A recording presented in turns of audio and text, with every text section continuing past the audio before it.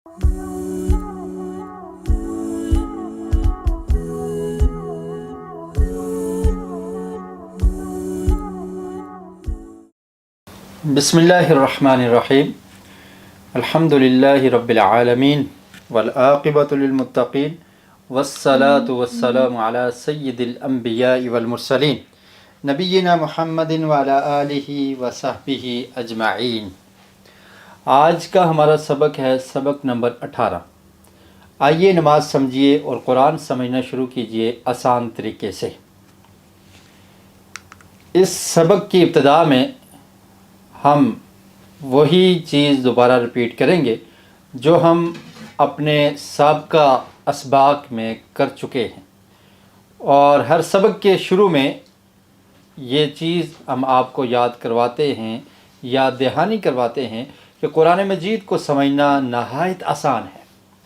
अल्लाह रब्बुल आलमीन ने कुरान मजीद फुरक़ान हमीद सूरतुल क़मर में इरशाद फरमाया, वलक़द यस्सरनल क़ुरआन लिज़्ज़िक्रि फ़हल मिन मुद्दक्किर, कि अलबत्ता तहक़ीक़ हमने कुरान को आसान कर दिया, लिज़्ज़िक्रि नसीहत के लिए, तो है कोई तुम में से इसको समझने वाला, नसीहत हासिल करने वाला। फ़हल मिन मुद्दक्किर, है कोई नसीहत हासिल करने वाला। तो कुरान मजीद आसान है, इसको पढ़ा जाए, इसको समझा जाए, इस पर गौर व फ़िक्र किया जाए, इस पर अमल किया जाए और फिर इसको आगे नशर किया जाए। तो आज के सबक में हम पढ़ेंगे दरूद के बाद, चूँकि हमारा जो ये सबक है ये सेकंड लास्ट सबक है। हमारा जो लेवल है लेवल 1, इसका ये सेकंड लास्ट सबक है। और हमने ये बात आप हजरात के सामने रखी थी कि इस कोर्स में यानी इन 19 असबाक में हम कुरान मजीद को और नमाज को समझने की कोशिश करेंगे। तो कुरान मजीद की कुछ सूरतें उनको हमने पढ़ा और समझा, और फिर नमाज के मुतालिक हमने पढ़ा और समझा, और इस तरतीब के साथ हम साबका लेसन में अपने गुज़श्ता सबक में हमने दरूद के बारे में पढ़ा था कि नमाज में जब आप दरूद पढ़ते हैं तो वो कौन सा दरूद पढ़ना है, उसके अल्फाज क्या हैं, उसका मतलब क्या है, उसका मफ़हूम क्या है, ये आप हज़रात के सामने रखा था। अब नमाज में दरूद के बाद क्या पढ़ा जाता है? आप तशहुद में बैठ गए, अत्तहियात आपने पढ़ लिया, ये भी हम सीख चुके। उसके बाद दरूद पढ़ना है, और दरूद के बाद कौन सी दुआ पढ़ी जाएगी इसके बारे में आज हम सीखेंगे इंशाअल्लाह। और ग्रामर में पढ़ेंगे इंदहु काला कामा, इसकी गर्दान, निकात तालीम या शौक भी पढ़ेंगे। और इस सबक में हम सिर्फ 7 नए अल्फाज सीखेंगे। कितने अल्फाज हैं? 7, 5 और 2 7, ओनली 7। सिर्फ 7 नए अल्फाज सीखेंगे जो कुरान मजीद में कितनी बार आए हैं? 2466 मरतबा आए हैं। 2466 टाइम्स ये कुरान मजीद में आए हैं। तो ये 7 अल्फाज आज हम सीखेंगे जो कुरान मजीद में 2466 बार आए हैं। तो साबका असबाक के साथ यानी 17 असबाक जो हम पढ़ चुके हैं, और आज का सबक 18वां, इस सबक के साथ 117 अल्फाज हम सीख लेंगे जो कुरान मजीद में कितनी बार आए? 38,122 मरतबा आए हैं। और ये हम आपको पहले से बता चुके हैं कि कुरान मजीद में कुल तकरीबन कितने अल्फाज हैं? 4,500 अल्फाज हैं जो रिपीट होकर बार बार कुरान मजीद में आकर उनकी तादाद कितनी बनती है? टोटल अल्फाज जो हैं वो 78,000 हैं। यानी अगर तकरार वाले अल्फाज को ख़त्म कर दिया जाए तो फिर तादाद क्या है? 4,500, लेकिन वो रिपीट होकर तकरीबन 78,000 मरतबा कुरान मजीद में आए हैं। जी, तो सबक की इब्तिदा करते हैं। नमाज ख़त्म करते वक़्त जब आपने दुरूद पढ़ लिया, उसके बाद दुआ करनी है और फिर नमाज ख़त्म हो जाएगी। तो नमाज को ख़त्म करने से पहले आपने कौन सी दुआ अल्लाह ताला से मांगनी है, इसके बारे में एक दुआ आज हम आपके सामने पेश करेंगे। और ये वो दुआ है जो रसूल मुकर्रम सल्लल्लाहु अलैहि वसल्लम ने हज़रत अबू बकर सिद्दीक़ رضی اللہ عنہ کو، جو امت کے سب سے بہترین شخص ہیں، خلیفۃ المسلمین، سب سے پہلے خلیفہ حضرت ابوبکر صدیق رضی اللہ تعالی عنہ، ان کو نبی کریم صلی اللہ علیہ وسلم نے یہ دعا سکھائی کہ آپ نے اس دعا کو نماز میں پڑھنا ہے۔ تو یہ کتنا اہم پیغام ہے کہ نماز کو ختم کرنے سے پہلے، درود کے بعد، سلام سے قبل آپ نے یہ دعا پڑھنی ہے، اور یہ ایسی عظیم دعا ہے جو نبی کریم صلی اللہ علیہ وسلم نے اپنے غار یار، اپنے دوست اور مسلمانوں کے سب سے پہلے خلیفہ حضرت ابوبکر صدیق رضی اللہ تعالی عنہ کو سکھائی۔ اس دعا میں کیا پیغام ہے؟ پیغام یہ ہے کہ نماز ختم کرنے پر مغفرت طلب کیجئے۔ نماز اب آپ ختم کر رہے ہیں تو اس سے پہلے آپ نے کیا کرنا ہے؟ مغفرت طلب کرنی ہے، بخشش مانگنی ہے، معافی مانگنی ہے، اور نماز کے بعد سیدھے راستے پر قائم رہنے کا مستحکم ارادہ کیجیے۔ نماز ختم کرنے سے پہلے معافی مانگیے، توبہ کیجیے، استغفار، مغفرت طلب کیجیے، اور اب آپ نماز جب ختم کر لیں گے تو اس وقت یہ پکا ارادہ کریں کہ اللہ تعالیٰ پہلے گناہوں کو تو معاف کر دے، جو میں نے ظلم کیا، جو میں نے گناہ کیے، اللہ تعالیٰ میں تجھ سے معافی کا طلبگار ہوں، اور اب یہ پکا ارادہ کرتا ہوں کہ میں گناہ نہیں کروں گا، میں اپنی جان پر ظلم و زیادتی نہیں کروں گا، تیری نافرمانی اور بغاوت سے میں باز رہوں گا، تیری نافرمانی کا ارتکاب نہیں کروں گا۔ اس کا مستحکم ارادہ کیجیے، اور پھر یہ پلاننگ بنائیے نماز سے نماز تک۔ ایک نماز آپ نے پڑھ لی، دوسری نماز تک آپ نے کوئی بھی نافرمانی نہیں کرنی۔ اس کی پلان بنا کر زندگی گزاریں، اور جب پھر آپ دوسری نماز میں حاضر ہوں گے، اگلی نماز میں، تو پھر حاضر ہونا ہے، اس وقت پھر اللہ تعالیٰ سے سوال کرنا ہے کہ اللہ رب العالمین، اگر کوئی غلطی ہو گئی، کوئی گناہ ہو گیا تو میں معافی مانگنے کے لیے پھر حاضر ہوں، میرے رب مجھے معاف کر دے۔ تو یہ ایک عظیم دعا ہے جس کو درود سے قبل، نماز کے اختتام سے قبل، درود کے بعد، میں نے درود سے قبل کہہ دیا، درود کے بعد اور سلام پھیرنے سے پہلے تشہد کی حالت میں آپ نے اس دعا کو پڑھنا ہے۔ اس دعا کے الفاظ کیا ہیں؟ جو دعا نبی کریم صلی اللہ علیہ وسلم نے کس کو سکھائی؟ حضرت ابوبکر صدیق رضی اللہ تعالی عنہ کو۔ جی، دعا کے الفاظ یہ ہیں: اللہم انی ظلمت نفسی ظلما کثیرا۔ یہ دعا کا پہلا جملہ ہے، اس کا ترجمہ دیکھ لیجئے۔ اللہم، اے اللہ، انی، بے شک میں، ظلمت، میں نے ظلم کیا، نفسی، اپنی جان پر، ظلمن کثیرا، بہت زیادہ ظلم۔ اللہم اس کا معنی کیا ہے؟ اے اللہ، انی اس کا مطلب ہے بے شک میں، انا کا مطلب ہوتا ہے بے شک، اور جب انی کہیں گے تو کیا مطلب ہو جائے گا؟ بے شک میں۔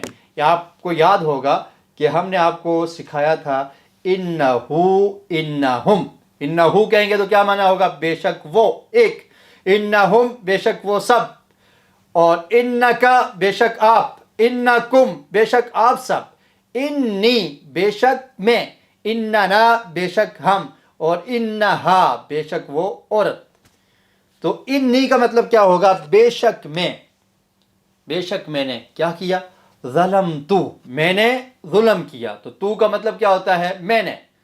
اگر آپ وہ کہیں گے تو ایسے کہیں گے ظلم، اس نے ظلم کیا، ظلمو، ان سب نے، ظلمتا، ظلمتم، ظلمتو، میں نے، اور ظلمنا، ہم نے۔ اور عورت کے لیے کیا استعمال ہوگا؟ ایک کے لیے ظلمت۔ تو ظلمتو کا مطلب ہے کہ میں نے ظلم کیا۔ اسی سے باقی گردان فعل مضارع بھی، یظلم، یظلمون، تظلم، تظلمون، اظلم، نظلم، اور تظلم عورت کے لیے۔ اور امر کا صیغہ کیا ہوگا؟ اظلم، اظلمو، اور نہیں کا لا تظلم، لا تظلمو، اور فعل اسم فاعل کیسے بنے گا؟ ظالم، مفعول مظلوم، مصدر ظلم۔ جی، تو ظلمتو کا معنی ہوگا کہ میں نے ظلم کیا. نفسی، نفس کہتے ہیں جان کو، اور جب کہیں گے نفسی تو کیا ہوگا؟ اپنی جان، میری جان. نفسی اپنی جان پر. اور یہ نفس کیا ہے؟ واحد ہے. اس کی جمع کیا آتی ہے؟ اس کی جمع آتی ہے نفوس اور انفس.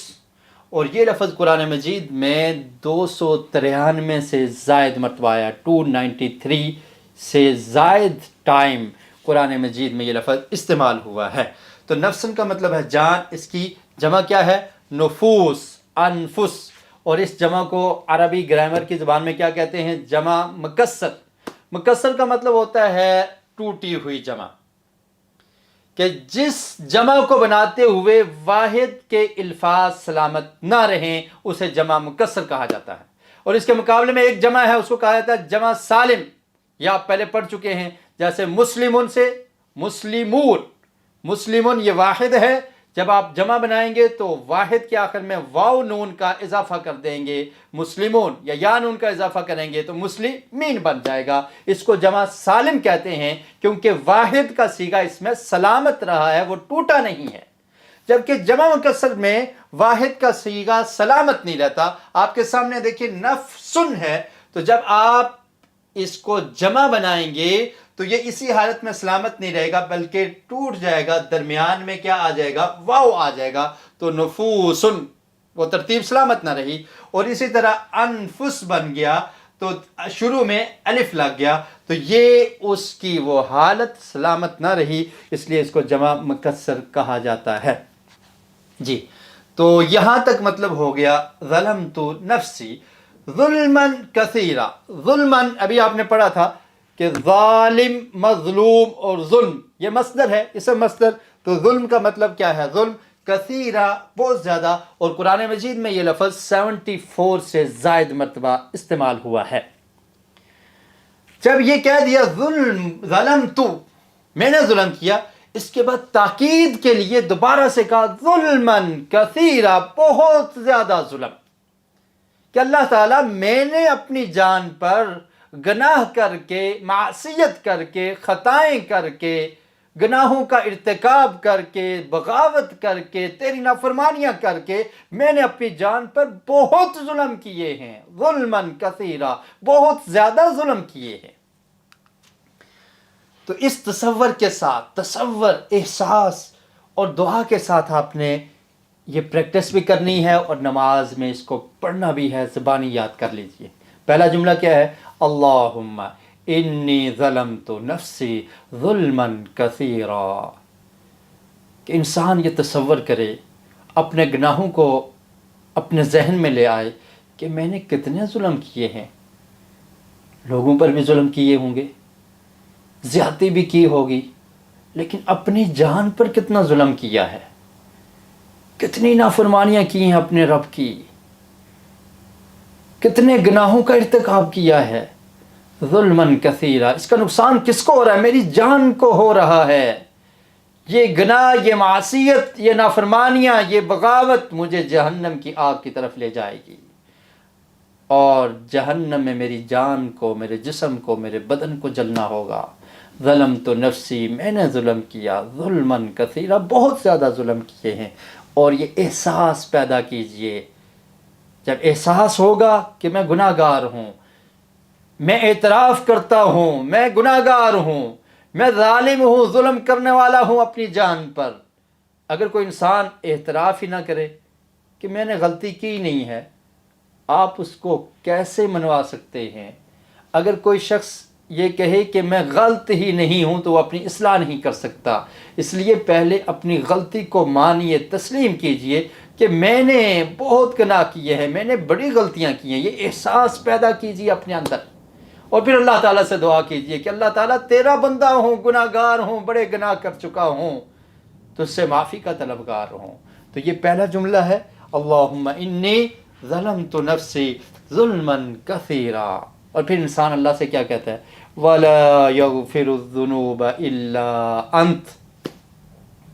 دوسرے جملے پہ غور کیجئے، ترجمہ دیکھ لیجئے. وَلَا، اور نہیں، يَغْفِرُ الذُّنُوبَ، يَغْفِرُ بخش سکتا، الذنوب گناہوں کو، ذنب واحد ہے، اس کی جمع کیا ہے؟ ذنوب، الا انت سوائے تیرے، انت تو، مگر تو ہی معاف کرنے والا ہے، تو ہی بخشنے والا ہے، تیرے علاوہ کوئی گناہوں کو نہیں بخش سکتا۔ واو کا مطلب ہوتا ہے اور، لا کا مطلب نہیں، یغفر بخش سکتا، اور یہ فعل مضارع کا صیغہ ہے، واحد مذکر غائب کے لیے استعمال ہوگا، یغفرو، یغفرون، تغفرو، تغفرون، اغفرو، نغفرو، اور مؤنث کے لیے تغفرو، ٹھیک ہے؟ تو اسی سے کیا ہے؟ یغفرو، نہیں بخش سکتا۔ تو یہ گردانے ہم پہلے سے آپ کو سکھا چکے ہیں، صرف جب وہ کوئی لفظ یا صیغہ آتا ہے تو یاد دہانی کے لیے اس کو دوبارہ سے رپیٹ کر دیا جاتا ہے۔ ولا یغفرو، اور نہیں بخش سکتا۔ ذنب واحد ہے، اس کی جمع استعمال ہوئی ہے ذنوب، اور یہ بھی جمع مکسر ہے، جمع سالم اور جمع مکسر، یہ آپ نے یاد رکھنی ہے۔ جمع سالم آپ پڑھ چکے، اور اب ہم کیا پڑھ رہے ہیں؟ جمع مکسر، ٹوٹی ہوئی جمع۔ تو ذنب واحد، اور اس کی جمع کیا ہے؟ ذنوب۔ تو نہیں کوئی بخش سکتا گناہوں کو، الا انت، سوائے تیرے۔ تو یہ تصور کیجئے کہ گناہوں کو معاف کرنے والا کون ہے؟ کون گناہوں کو بخشے گا؟ کس سے معافی مانگی جائے؟ کس کے سامنے ہاتھ پھیلائے جائیں؟ کس سے توبہ کی جائے؟ اس کے علاوہ کوئی معاف کرنے والا نہیں ہے۔ ولا یغفر الذنوب، اور اپنے گناہوں کا احساس کرتے ہوئے اللہ تعالیٰ سے دعا کیجیے۔ یہ 2 جملے ہو گئے، شروع سے ایک دفعہ پھر دہرا لیتے ہیں۔ اللہم انی ظلمت نفسی ظلما کثیرا ولا یغفر الذنوب الا انت۔ پھر انسان اللہ سے مانگتا ہے، اللہ تعالیٰ تیرے علاوہ کوئی معاف کرنے والا نہیں، گناہ میں نے بہت کیے، ظلم میں نے بہت کیے، لیکن معافی تجھ سے مانگتا ہوں، تیرے علاوہ کوئی معاف کرنے والا نہیں، کہاں جاؤں؟ کس کے در پہ جاؤں؟ کس سے مانگوں؟ تو ہی دینے والا ہے، تو ہی معاف کرنے والا ہے، معاف کر دے۔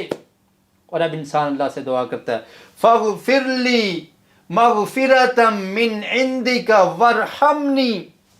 دیکھیے کتنی پیاری دعا ہے، فاغفر لی، پس اغفر لی، بخش دے، لی، مجھ کو۔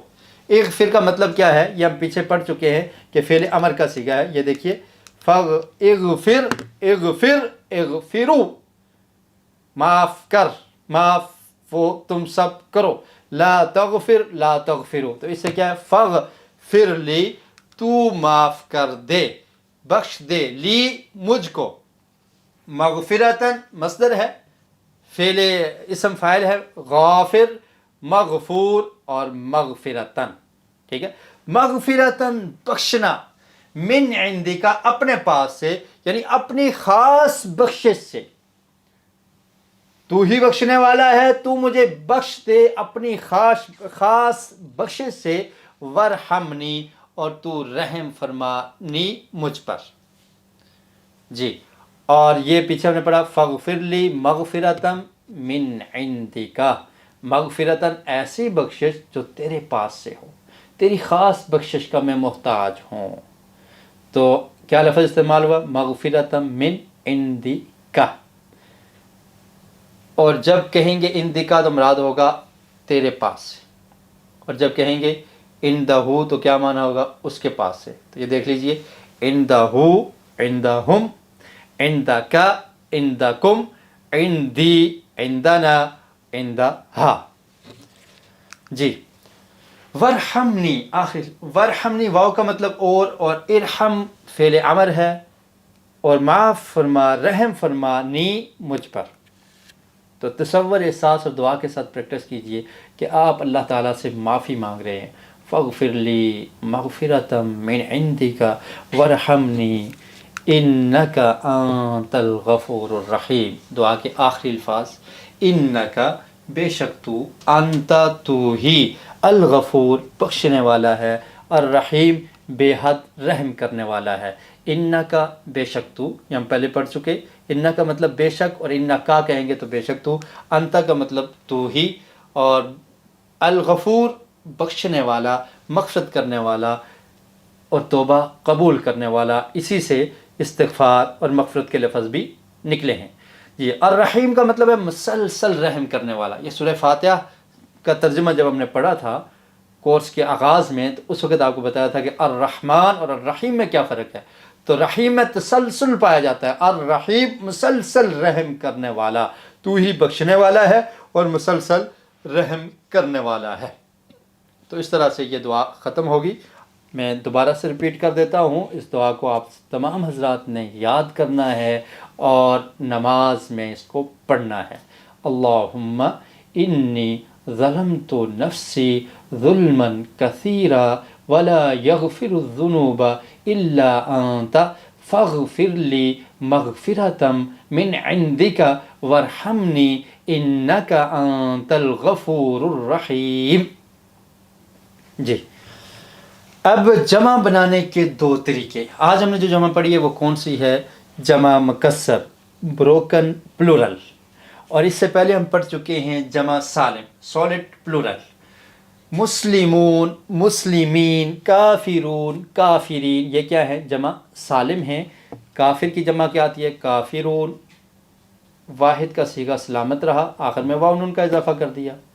کافرین، واحد کا صیغہ کافر سلامت رہا، آخر میں یا نون کا اضافہ کر دیا. مسلمون واحد ہے، یہ سالم رہا، سلامت رہا، اور آخر میں ہم نے واو نون کا اضافہ کر کے جمع بنا دی مسلمون یا مسلمین، یا نون کا اضافہ کر دیا. جمع مکسر کیا ہے کہ اس میں واحد کے صیغے میں ٹوٹ پھوٹ پیدا ہو جاتی ہے. انفس، نفسن کی جمع انفس اور نفوس. ذنبن کی جمع کیا ہے؟ ذنوب. تو اس کو کیا کہتے ہیں؟ جمع مکسر. اور جمع مکسر کا ذکر واحد مؤنث کے صیغوں کے ساتھ ہوتا ہے. جب جمع مکسر آئے گی تو اس سے پہلے جو صیغہ استعمال ہوگا وہ کون سا ہوگا؟ واحد مؤنث کا. جیسے اردو کی ایک مثال دی ہے کہ میری اولاد پڑھتی ہے. اولاد اگر بچے ہوں تبھی جب آپ جمع بول رہے ہیں تو یہ اردو کی مثال ہے. آپ یہ نہیں کہیں گے کہ میرا اولاد پڑھتا ہے، بلکہ کیا ہوگا؟ میری اولاد پڑھتی ہے. اس میں بچے بچیاں دونوں ہوں تب بھی میری اولاد پڑھتی ہے، صرف بچے ہوں میری اولاد پڑھتی ہے. تو اس لیے اس کو جمع مکسر میں بھی یہی ہوتا ہے کہ ہم اس سے پہلے مؤنث کا صیغہ استعمال کرتے ہیں، واحد مؤنث کا. جی جمع سالم کی مثالیں کیا ہیں؟ مسلمون، اس سے جمع سالم کیسے بنے گی؟ مسلمون، مسلمین. کافرون، کافرون، کافرین. اور جمع سالم کے بنانے کا طریقہ ہم آپ کو بتا چکے ہیں، بالکل آسان ہے. کافرون، اس کے واحد کے آخر میں واو نون کا اضافہ کریں گے، کیا ہوگا؟ کافرون. یا نون لگا دیں گے، کیا بن جائے گا؟ کافرین. مسلمون سے مسلمون، مسلمین. بہت ایزی ہے جمع سالم. عابدون سے کیا ہوگا؟ عابدون، عابدین. فاسقون سے کیا ہوگا؟ فاسقون، فاسقین. جمع مکسر کی مثال ہے دو تو آج آپ نے پڑھی. نفسن، یہ واحد ہے، اس کی جمع کیا آئے گی؟ نفوسن، انفس. اور ذنبن پڑھا، اور ذنبن کی جمع کیا آئے گی؟ ذنوبن. اس کے علاوہ تین مثالیں آپ کو اور دی جا رہی ہیں. قلمن، اس کی جمع کیا آئے گی؟ اقلامن. اور ذنبن، اس کی جمع ذنوبن. نفسن، نفوسن، انفس. کتابن کی جمع کیا آئے گی؟ کتبن. موتن، اس کی جمع کیا آئے گی؟ امواتن. جی فعل میں تاکید لانے کا ایک طریقہ ہے. آپ نے اس دعا میں سیکھا ظلمت نفسی. ظلمت کیا ہے؟ فعل ہے، میں نے ظلم کیا. ظلمت نفسی ظلما کثیرا. جب یہ کہہ دیا ظلمت، میں نے ظلم کیا، اس کے بعد دوبارہ ظلما کثیرا لایا گیا. یہ کس لیے؟ تاکید پیدا کرنے کے لیے. تاکید کی خاطر فعل کے بعد اسم بھی آتا ہے. ظلمت فعل تھا اور اس میں تاکید پیدا کرنے کے لیے اسم ظلمن بھی استعمال ہوا. اردو کی مثال کیسے ہے؟ میں نے مارا، اس کو مارا، ایسی مار مارا. مطلب کیا ہے؟ کہ خوب مارا، ایسی مار مارا. اب مار آ گیا، اس کے بعد پھر کیا کہا؟ مارا، ایسی مار مارا. تو مارا اگر کہیں میں نے اس کو مارا تھی پھر بھی ٹھیک ہے، لیکن کہا میں نے اس کو ایسی مار مارا تو اس سے تاکید پیدا ہوگی کہ اس کو خوب مارا ہے. جی اسی طرح کیا ہے؟ ظلمت ظلمن، میں نے ظلم کیا. ظلمن دوبارہ اسم کو لا کر مزید تاکید پیدا کر دی کہ بہت ظلم. اغفر لی مغفرتن، تو بخش دے مجھے، مغفرتاً بخشنا. تو یہ ظلم کیا میں نے، ظلم یعنی خوب ظلم کیا، بخش دیجئے بخشش یعنی خوب بخش دیجئے. تو تاکید پیدا کرنے کے لیے اغفر فعل ہے، آخر میں اسم کو دوبارہ لے آئے، مغفرتاً ظلم تو فعل ہے تو ظلماً اسم کو دوبارہ لایا تاکید پیدا کرنے کے لیے. اور یہ عرب زبان میں اس طرح کے الفاظ استعمال ہوتے ہیں، تاکید کے لیے فعل کے بعد اسم کو دوبارہ لایا جاتا ہے. یہاں تک تو ہماری دعا کے متعلق جو چیزیں تھیں وہ ہم نے سیکھی، اس کا ترجمہ سیکھا اور آپ کو یہ بتایا کہ یہ الفاظ قرآن مجید میں کتنی بار آئے ہیں. اور پھر یہ بھی دیکھ لیجئے قرآن مجید کتنا آسان ہے. جو ہم نماز میں پڑھتے ہیں وہ الفاظ قرآن مجید میں موجود ہیں. اگر آپ نماز کو سمجھ جائیں گے تو قرآن مجید کے معانی کو سمجھنا بھی آپ کے لیے آسان ہو جائے گا. تو خیر گرامر کی طرف چلتے ہیں. گرامر میں آج ہم کیا پڑھیں گے؟ یہ اگر آپ کا پہلا پروگرام ہے تو یہ چیز ہم ہر پروگرام میں ریپیٹ کرتے ہیں کہ گرامر ہم آپ کو سکھائیں گے TPI کے طریقے کے ساتھ. TPI کیا ہے؟ Total physical introduction. جی، اور یہ ایک مؤثر طریقہ ہے. عربی زبان کے سیغوں کے لیے یہ آسان ہے. اشارے کس لیے ہوتے ہیں؟ آسانی کے لیے. سارے دماغ کا استعمال کیجئے، شیطان کو بیچ میں مت آنے دیجئے. آپ پریکٹس کیجئے، اشارے کیجئے. آپ کی جھجک اور شیطان آپ کے درمیان اور آپ کے سیکھنے کے درمیان حائل نہ ہو جائے. تو شیطان کو بیچ میں مت آنے دیجئے. فعل کے ابواب ہم نے جو پڑھے تھے، فتح، یفتح، نصر، ینصر، ضرب، یضرب، سمع، یسمع، یہ 4 ہم نے پڑھے تھے اور پھر اس کی گردانیں بھی ہم نے سیکھی تھی. اور یہ بھی آپ کو بتایا تھا کہ عربی میں اکثر فعل کتنے حروف کے ہوتے ہیں؟ 3 حروف سے بنتے ہیں. جیسے فاتح ہے، فاتح 3 سے بنا، نصر نون صاد را سے بنا، ضرب ضاد را با سے بنا، سمع سین میم عین سے بنا. تو عربی میں اکثر جو فعل ہیں وہ 3 حرفی ہوتے ہیں. اور اگر ان 3 حرفوں میں سے کوئی ایک کمزور حرف آ جائے تو ایک دلچسپ تبدیلی آتی ہے. اور وہ کمزور حرف کون سے ہیں یہ ہم پہلے سے پڑھ چکے ہیں، صرف اس کی ریویژن ہو رہی ہے، اس لیے میں تھوڑا جلدی سے اس کو پڑھنے کی کوشش کر رہا ہوں. وہ 3 حروف کون سے ہیں جن کو کمزور حرف کہا جاتا ہے؟ ان کو گرامر میں ان کا نام کیا ہے؟ حروف علت. کون سے ہیں؟ واو، یا، الف. یہ 3 ہیں اور ان کی آواز نکلتی ہے ایسے او، آ، ای. تو یہ کمزور ہیں کیونکہ یہ تھک جاتے ہیں، مگر ان کی خوبصورتی یہ ہے کہ یہ ایک ٹیم میں کام کرتے ہیں، یہ بدلتے رہتے ہیں ایک دوسرے سے.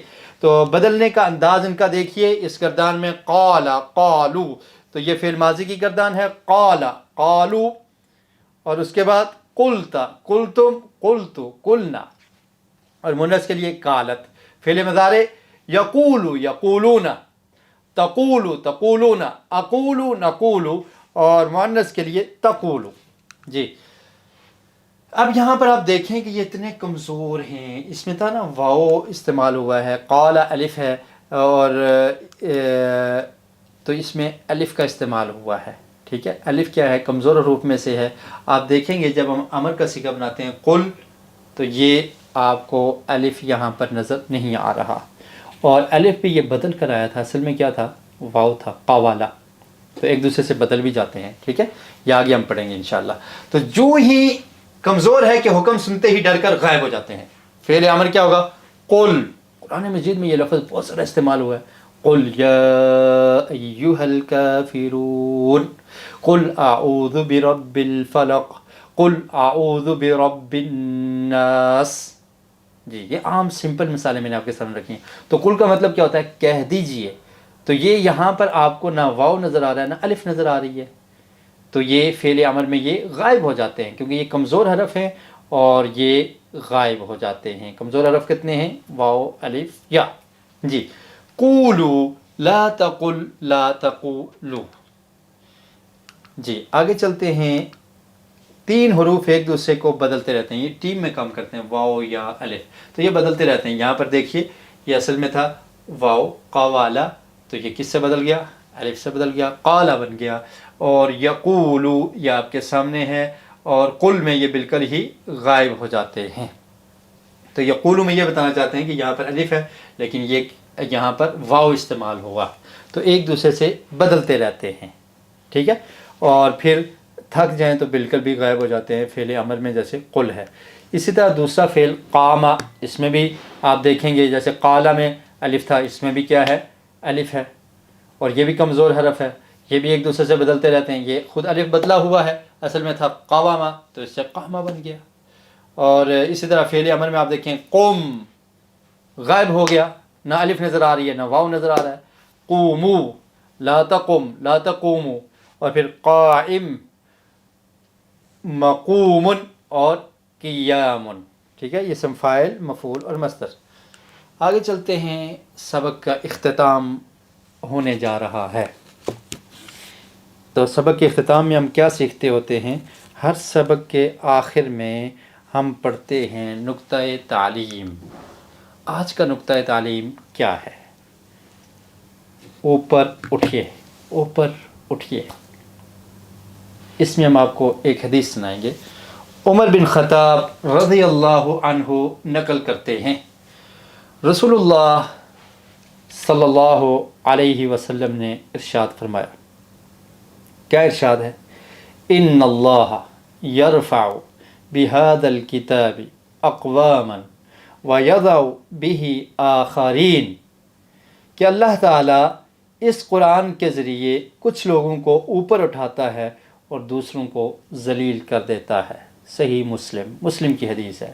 حضرت عمر فاروق رضی اللہ تعالی عنہ بیان کرتے ہیں کہ رسول مکرم صلی اللہ علیہ وسلم نے ارشاد فرمایا کہ اللہ تعالیٰ اس کتاب کے ذریعے کچھ لوگوں کو اوپر اٹھاتا ہے، بلند کرتا ہے، رفعت اور مقام انہیں عطا کر دیتا ہے، دنیا میں بھی اور آخرت میں بھی. کہا جائے گا نا حافظ قرآن کو، اقرا ورتقی، پڑھتا جا اور جنت کی منازل کو طے کرتا چلا جا. ورتل کما کنت ترتل فی الدنیا، اور ایسے تلاوت کر، ایسے ترتیل کے ساتھ ٹھہر ٹھہر کے پڑھ جیسے تو دنیا میں قرآن کو پڑھا کرتا تھا.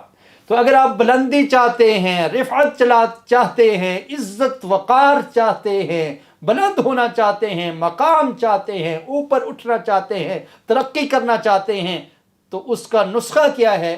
کتاب اللہ کو، اللہ کی کتاب کو، کلام اللہ کو، قرآن مجید کو سینے سے لگا لیجئے، اس کو پڑھیے، اس کو سمجھیے، اس پہ غور و فکر کیجئے، تدبر کیجئے، اس پر عمل کیجئے، اس کے مطابق اپنی زندگی بسر کیجئے، اس کی تعلیم کو دنیا کے دیگر لوگوں تک پہنچائیے. اللہ تعالیٰ آپ کو مقام عطا کر دے گا، آپ بلند ہو جائیں گے. یہ مطلب ہے اس حدیث کا کہ اگر آپ رفعت چاہتے ہیں تو قرآن مجید پر عمل شروع کر دیجئے. ان اللہ یرفع بہذا الکتاب اقواما، اللہ تعالیٰ بہت سارے لوگوں کو اس کے ذریعے بلندی، مرتبہ، مقام عطا کر دیتے ہیں.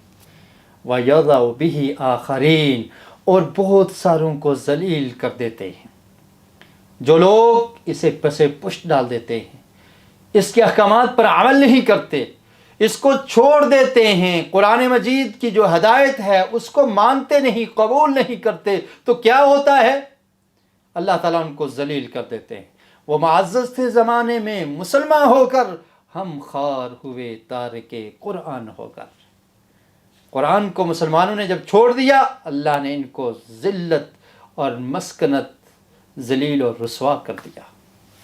تو بلندی، عزت، رفعت، مقام کہاں سے ملے گا؟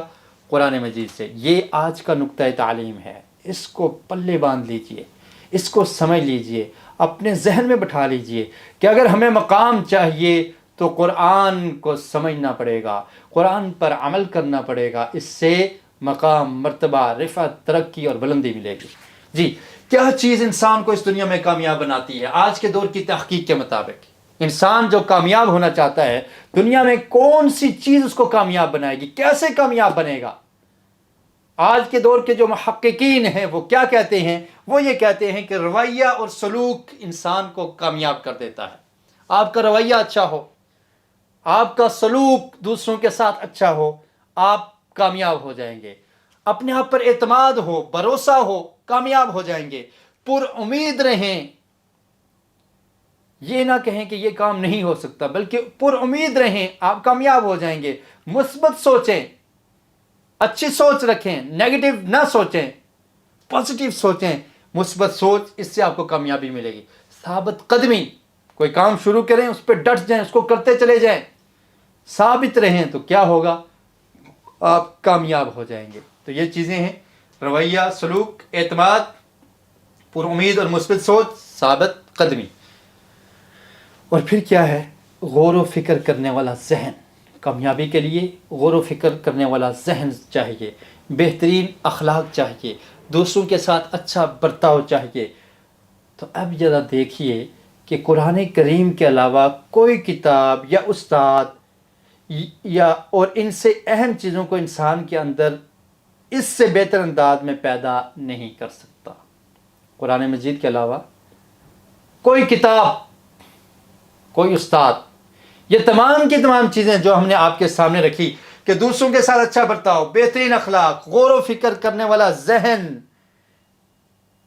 یہ تمام کی تمام چیزیں، اس کے علاوہ جو ہم پیچھے پڑھ چکے، رویہ، سلوک، اعتماد، بھروسہ، پر امید اور مثبت سوچ، ثابت قدمی، تو یہ تمام کی تمام چیزیں آپ کے اندر کہاں سے پیدا ہوں گی؟ جب آپ قرآن مجید کو سیکھیں گے اور سمجھیں گے.